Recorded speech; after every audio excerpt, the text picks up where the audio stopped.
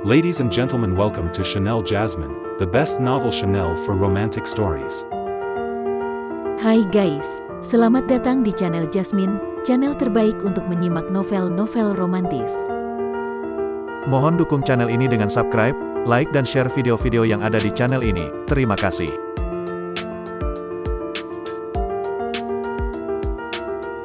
Kaisar Agung Seni Bela Diri Bab 626. Kehampaan yang luas dan penuh warna di luar sana merupakan ruang unik yang dipengaruhi oleh medan magnet dari dunia bintang. Di luar kehampaan, terbentang angkasa yang penuh bintang. Alam bintang utara adalah sebuah planet besar, sehingga area kehampaan tak terbatas di sekitarnya pun sangat luas. Luo Xiu, yang tak tahu persis posisinya, melihat para kultivator bela diri bertebangan melintasi kehampaan menuju suatu tempat. Inikah yang disebut sebagai peninggalan medan perang kuno? Tak lama, Luo Xiu melihat sebidang daratan besar yang terapung di kehampaan. Daratan ini tampak tidak beraturan, luasnya sekitar jutaan mil. Dengan kesadaran spiritualnya, Luo Xiu mendeteksi puluhan ribu aura dari berbagai kekuatan besar di alam bintang utara yang berkumpul di medan perang kuno ini. Tiba-tiba, langit di atas medan perang kuno dipenuhi guntur dan gemuruh, dan berbagai bayangan pertempuran brutal muncul di daratan yang rusak ini, memperlihatkan gambaran pertempuran sengit.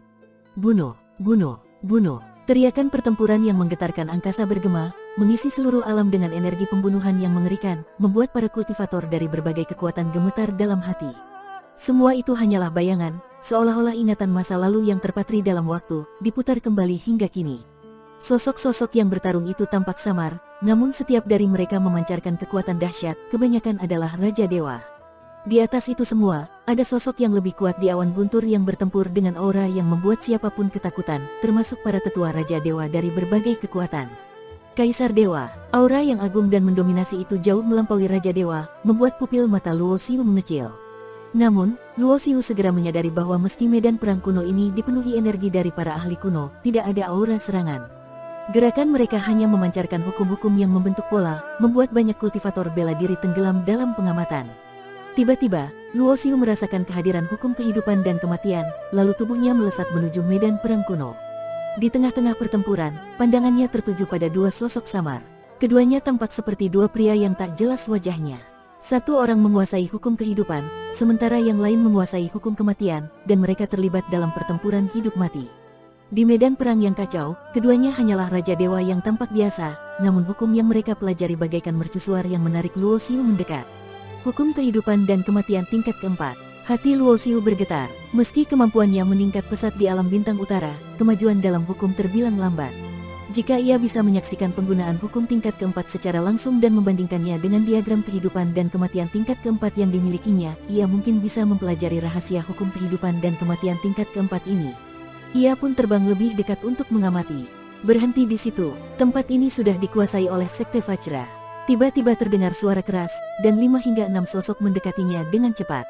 Pergi. Luo Xiu menatap mereka dengan dingin dan mengayunkan tangannya, memancarkan kekuatan dari 18 bintang keemasan di tubuhnya, membentuk aura menekan yang menyapu area di depannya. Gemuruh terdengar, kehampaan bergetar, dan 5 hingga 6 orang kultivator Sekte Vajra itu terlempar sambil memuntahkan darah, wajah mereka pucat ketakutan.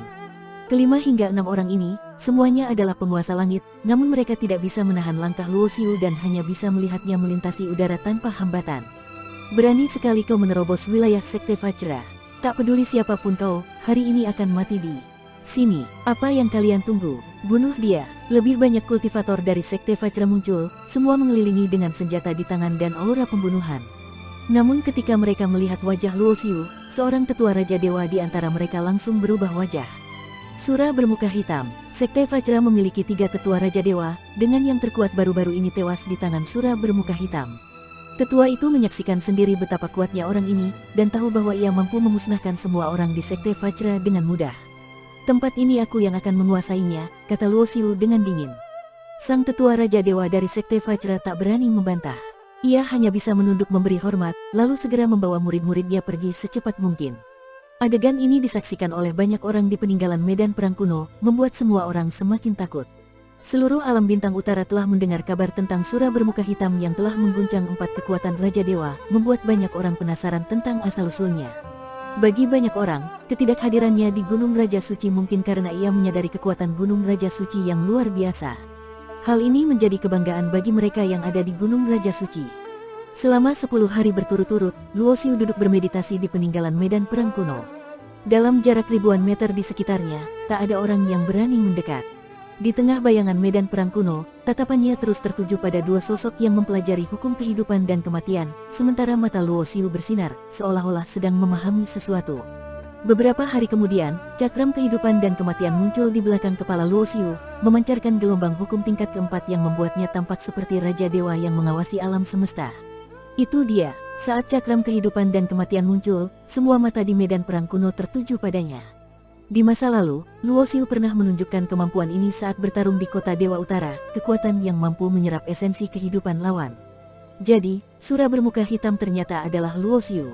Tak heran ia menyerang kekuatan-kekuatan besar. Konon bertahun-tahun lalu, Patriark Benteng Akhirat memburu dia, namun akhirnya ia malah terbunuh. Dikatakan bahwa dia mendapatkan kekuatan terbesar di alam bintang utara, mungkinkah ini alasan mengapa ia memiliki kekuatan yang begitu menakutkan sekarang? Di medan perang kuno, orang-orang tercengang setelah mengetahui identitas asli sura bermuka hitam. Luo Xiu membuka dan menutup matanya perlahan. Hukum kehidupan dan kematian telah mencapai tingkat keempat, membuat cakram kehidupan dan kematian otomatis muncul.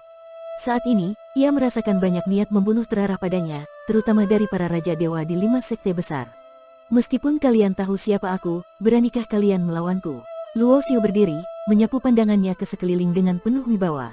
Pemuda sombong, biar aku yang mengalahkanmu. Suara kemarahan bergema di udara saat Raja Dewa Utara datang menghampirinya dengan kekuatan besar, menghancurkan bayangan medan perang di sekitarnya. Cuma kau, Luo Xiu tersenyum sinis, mengangkat jarinya. Puluhan formasi tingkat 8 langsung aktif, membentuk pedang 7 warna yang teramat besar. Cahaya pedang itu terbelah dan menghantam Raja Dewa Utara yang memiliki kekuatan tingkat menengah. Dengan ekspresi terkejut, Raja Dewa Utara terpental mundur dan memuntahkan darah. Dengan hanya satu serangan, Raja Dewa Utara terluka parah, membuat semua orang terkejut. Dulu, kau berusaha membunuhku dan merebut takdirku, tapi sekarang aku lebih kuat darimu. Membunuhmu adalah pembalasan yang pantas. Luo Xiu melangkah ke depan dengan ketenangan yang penuh dengan niat membunuh.